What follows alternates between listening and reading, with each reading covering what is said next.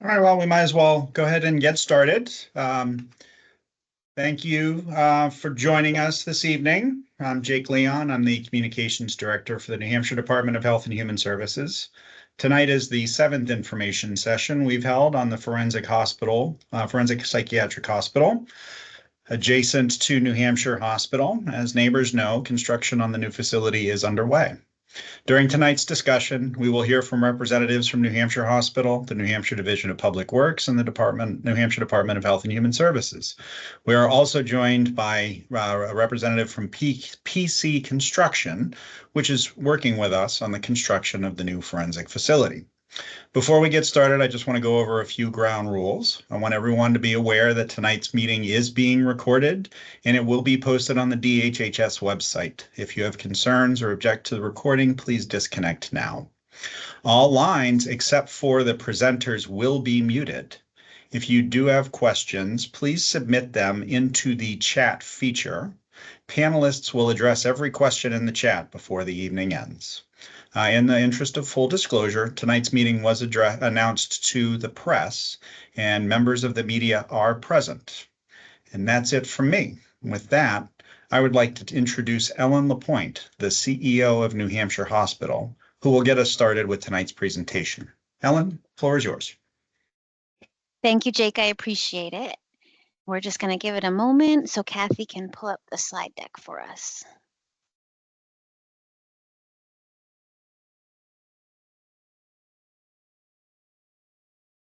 Thank you, Kathy. Can everyone see that okay? Perfect. I see some head nods. So thank you again for joining us. I'm Ellen Lapointe. I'm the CEO at New Hampshire Hospital. And this is our 7th community outreach session. It's been a bit since we've had an outreach session. The last session we had was in the summer of 2023. So we are excited to share with you some construction updates this evening. And I see some folks are jumping in, so we'll give it another second. All right, Kathy, next slide. So I'll share with you the agenda we have for this evening. We are going to cover briefly the prior community outreach sessions and where they can be accessed, so that should you have some questions about any of the information that we share or want to look back on prior session communication, you will have access to all of that information. And as Jake mentioned, this information that we share tonight will also be posted in that same location in the very near future. We will be sharing also how you can outreach to New Hampshire Hospital. There's an email box that will be listed. So should you have any additional questions after tonight, you can utilize that feature, and someone from the hospital will, Monday through Friday, will be accessing that email box, and you should receive a response within 24 to 48 hours. We have had some really good success with utilizing that function in the past, and we look forward to communicating with folks should they have any additional questions. Give us a bit of time just knowing that the holiday is on Monday, but we're happy to answer anything that you may ask. We'll also share with you the forensic hospital design and construction timeline and give you an update on where things stand currently. And then we're going to share some information about why we are building this addition to New Hampshire Hospital, the patient population who will be cared for there. And then we have, as Jake mentioned, Claude here from PC Construction, along with Alan Cohen, who's the facilities director at New Hampshire Hospital, and they'll share some progress updates with you. And then lastly, Tim Whitman, the chief operating officer at New Hampshire Hospital, will share just some brief information about a couple of renderings so folks can know what to expect at the future state of the build. So as I mentioned, there has been 6 prior community outreach sessions so far. They were held between October 2021 through this evening, August 29th of 2024, to keep the public informed as we progress throughout the construction of this important project. We do have, as you'll see on the timeline, at least one additional community outreach session currently scheduled for early summer of 2025. However, it's entirely likely that we will be scheduling some additional sessions beyond that so that we can continue to keep you updated. And then, as I mentioned, at the Department of Health and Human Services website, which is www.dhhs.nh.gov, that is where the prior sessions are located that can be viewed or listened to that have occurred to date.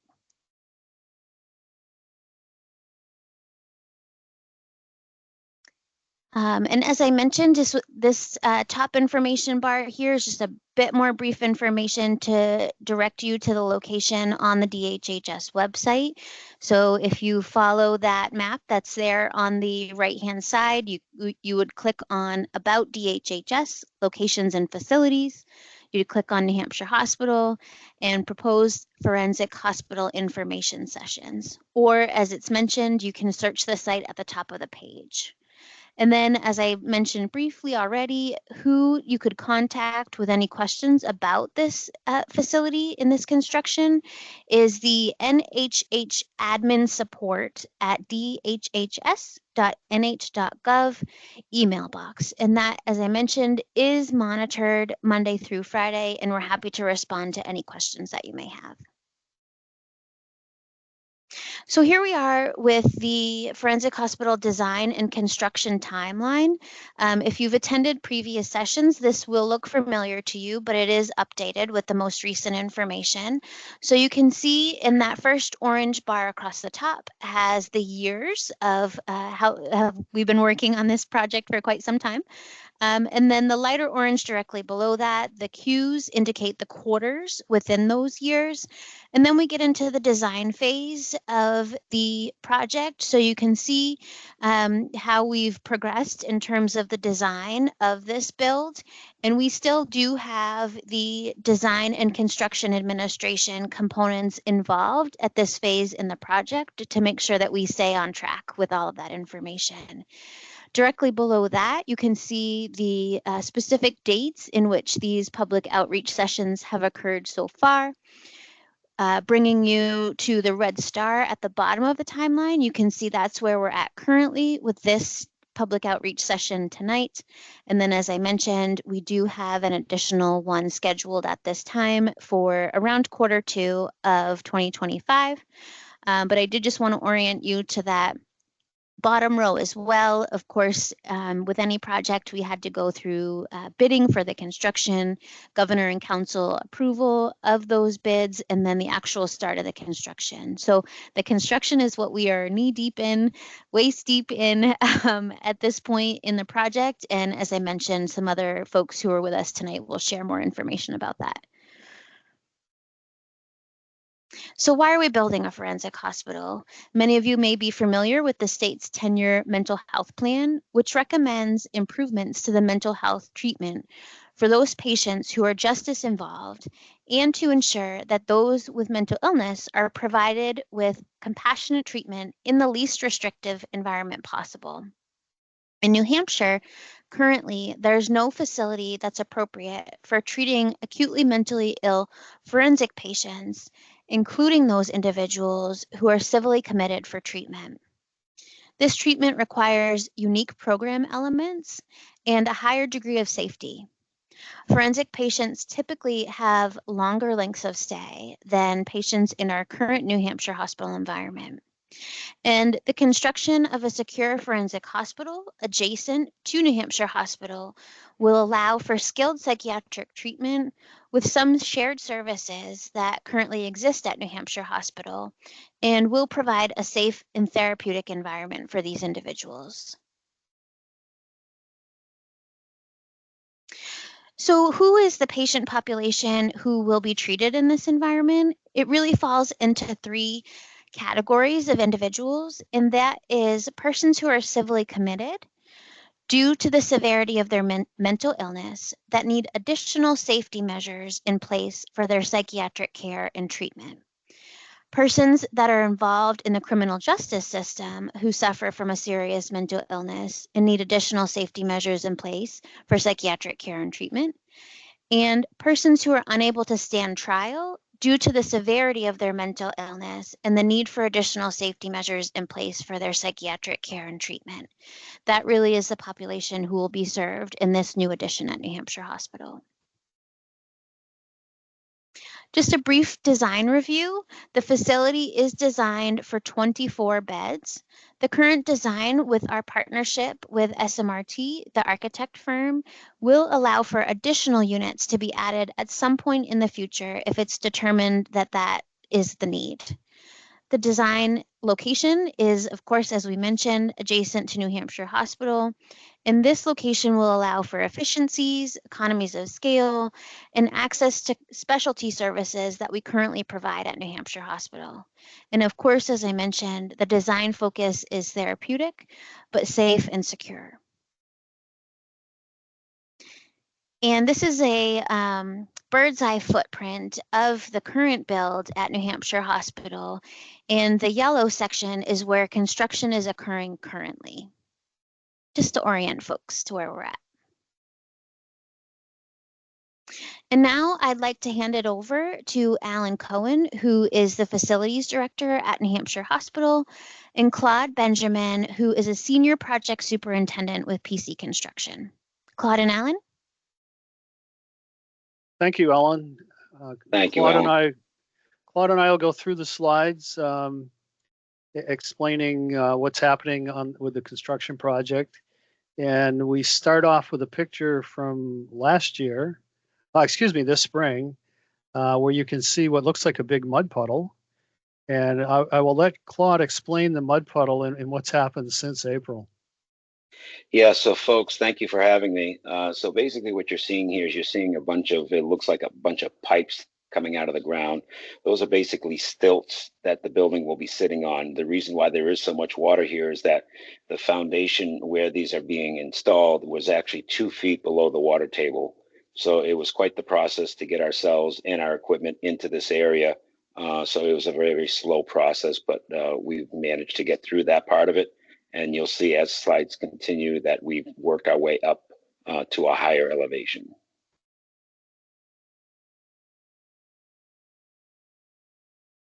This particular picture here, oh, go ahead, Al, I'm sorry. Well, I was going to say, I'll let Claude explain this. This is the same location that you saw in the previous picture. So you can tell it's changed dramatically.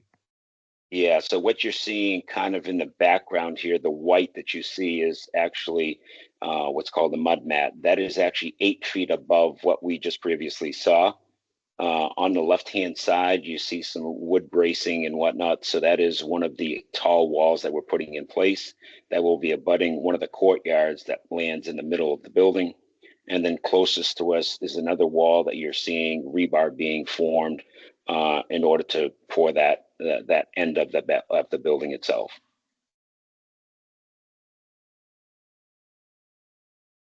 Again, I'll let Claude explain this a little further, but we're back to where it was mud again in the spring. But this is a very specific piece of equipment that has been required to construct the building. Go ahead and explain, Claude. Sure. So this piece of equipment is a drilling rig that basically what we're doing here on site is that we're drilling through the till, through the soils, down about 65 feet, and then we're actually drilling into bedrock to support all of these round piles that you see, the micro piles. And again, kind of explaining it as stilts to hold the building up. So this particular piece of equipment has to drill all of these piles. We have a total of 232 to drill. They can only drill 2 a day because of the process that it takes. So it's a very slow process, but once the building is completed, it'll be sitting on all these stilts, just like the current building is right now. And there's another shot. I just wanted to emphasize what Claude just said. The existing New Hampshire Hospital, the acute psychiatric services building, also sits on stilts. So this is a very familiar type of construction. And this is in a different location. This is where the emergency generator will be located. So whatever else you have on this, Claude. Yeah, it's pretty much the same situation, just a different piece of equipment. But again, we're placing these micropiles to support the generator pad. The generator itself will be approximately 46 feet long by 24 feet wide, and it's 4 feet thick for concrete. So we need to have substantial support to hold that. The generator itself will be designed that it can support this building and the future building if so needed.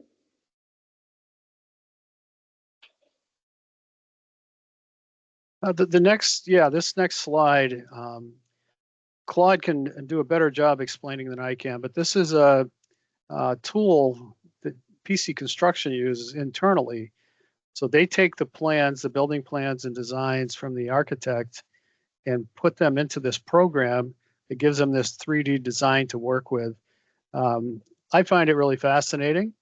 I'm sure Claude can explain this even further. Yeah, this is a very helpful tool that we have started to use. Basically, it's almost like a computer with like a game station. You can actually take this building and flip it upside down.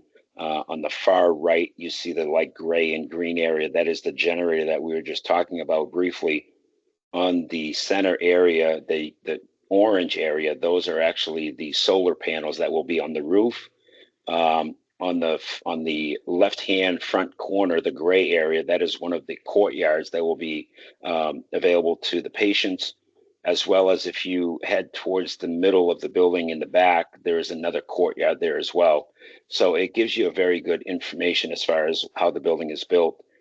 On the bottom of the building, you'll see those stilts that we've been talking about. So we can actually tip the building upside down, look to make sure that the wires, the electrical wires, the plumbing pipes, the steel bracing, the ductwork does not clash, and they're all in open spaces so that everything can be put into place.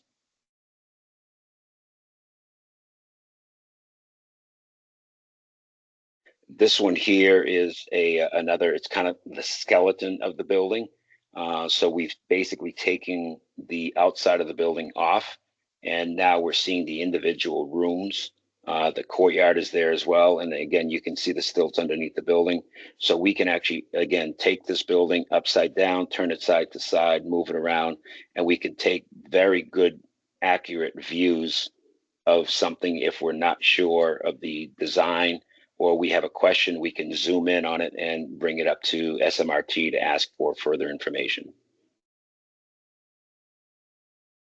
And then this particular one here is a cut through of the building. So at the very bottom is that basement area that we saw flooded at the beginning. The next level, which is the dark black or the dark gray or black area, that is the future kitchen. And then the main level is what we're seeing at the top part of the picture. And it's a cut through of you're seeing ductwork, plumbing, electrical, some cabinetry, things like that. So it's a valuable tool and asset that we use for PC construction.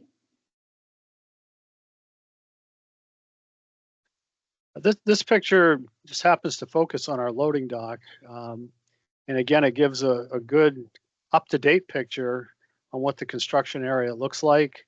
Off to the left is some of the construction that's happening that again, Claude has described.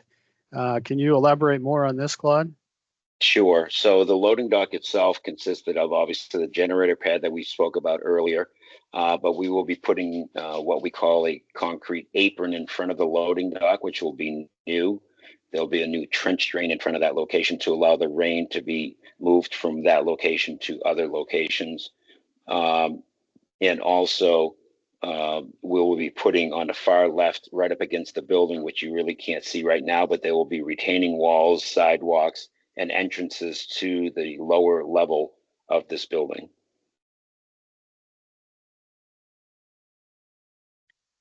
This is a picture of the current front entrance to the New Hampshire Hospital, and we can still access the front entrance behind the plywood and the fence.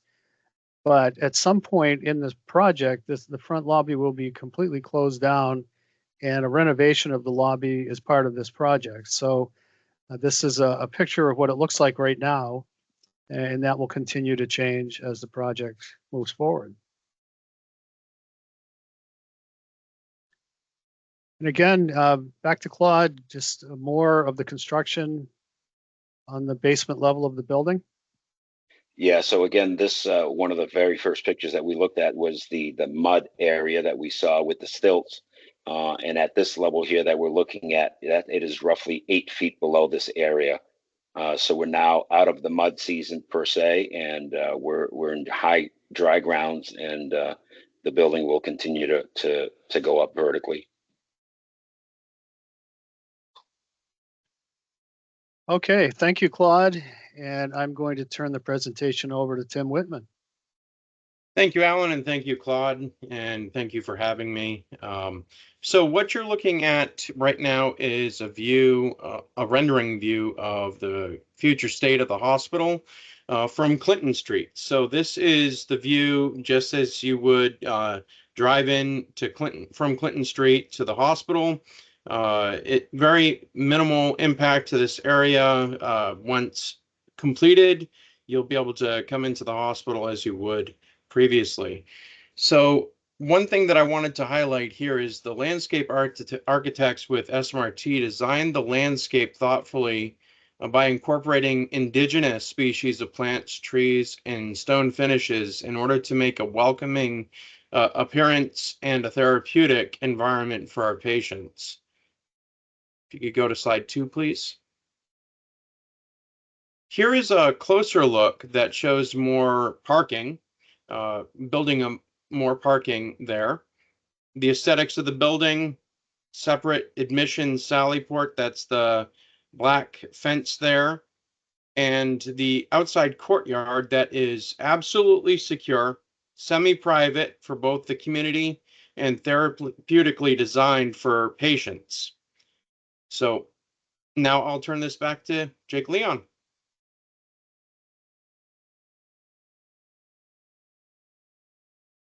Thank you, Tim, and thank you, everybody, for your remarks.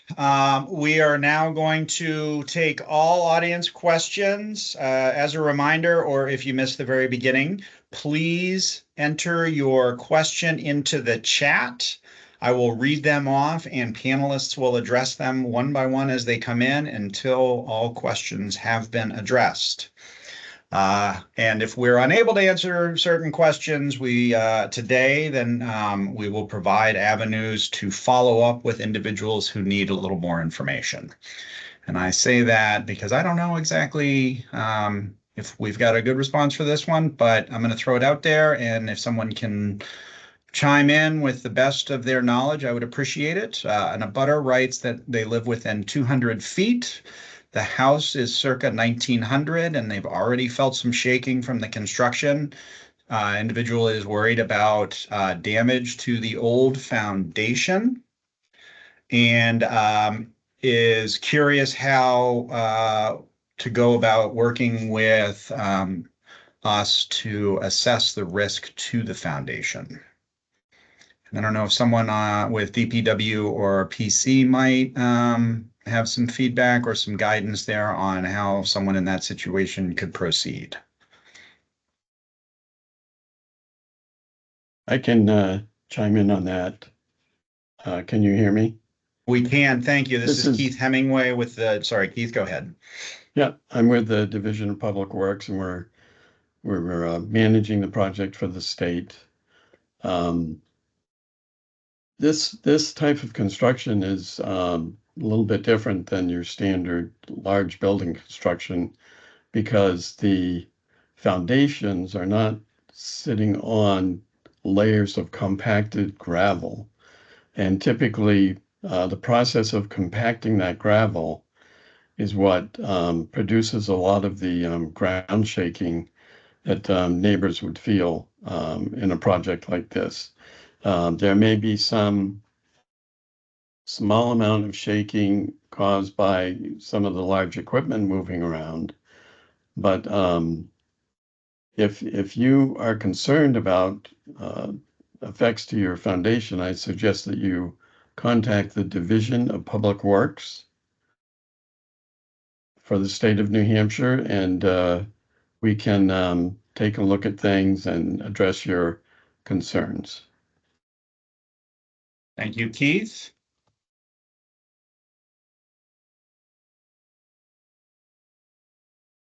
Okay, a reminder, if anyone has any questions, to please enter them into the chat.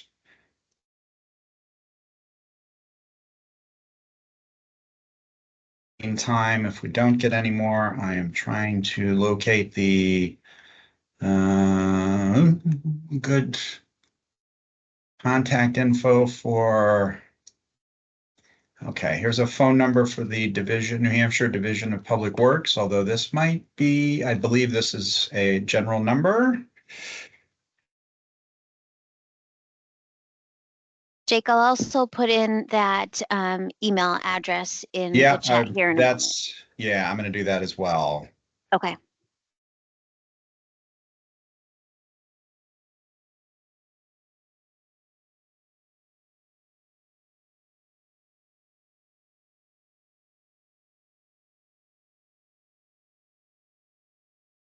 Okay. All right. There is the email address. I see there's a question regarding if Ted, I believe that is a reference to Ted Cupper with the New Hampshire Division of Public Works, whether he is still overseeing any of this. And if Keith wants to chime in, he can, but I can confirm that Keith is involved. He just unfortunately is not in the office today, so was unable to join us, but is aware and engaged in this project. Keith, anything else to add to that? No, that's correct. Yeah. Ted is our director for the Division of Public Works, so he is aware of all of the projects that we're handling, which are numerous. So he doesn't deal with the day-to-day details, but that is my purpose as the project manager. So if you contact the office, you will end up getting directed to me, and I will speak with you about these concerns.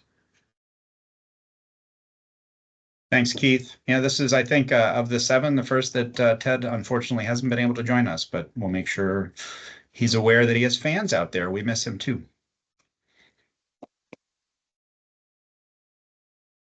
All right, folks, well, it's about 6:30, and I'm not seeing questions roll in. We can, maybe give folks until 6:30 or so, but I think another minute, half minute.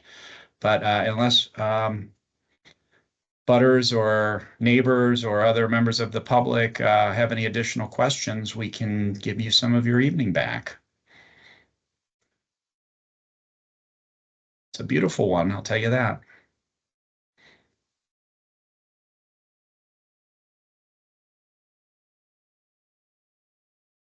Thank Claude Benjamin with PC Construction for his presentation and his cool tools. Thanks, Claude. And Ellen and Tim and Alan for doing a great job on behalf of New Hampshire Hospital. And I want to thank everyone who showed up tonight in late August to listen to this. Put in a couple of ways to contact the state if you have questions or if you know of others who are unable to attend tonight but want to ask questions. We'll give out, we will always address questions. As I mentioned earlier, the recording from tonight's session will be posted on the DHHS website. I expect that will happen tomorrow, certainly by Tuesday after Labor Day at the very latest. That is available directly linked from the DHHS homepage, dhhs.nh.gov. Under, I say that, yes, proposed forensic hospital information sessions under hot topics. So easy access to anyone who wants to enjoy tonight's meeting or take in some of the previous meetings. With that, I will do any presenters have anything else that they would like to add, assuming we're okay. Well, I want to thank everyone for your time. I hope you have a wonderful end of the summer and a great Labor Day weekend. And please reach out to us with any questions you might have regarding the forensic psychiatric hospital being built adjacent to New Hampshire Hospital. Have a wonderful evening. Thank you. Bye.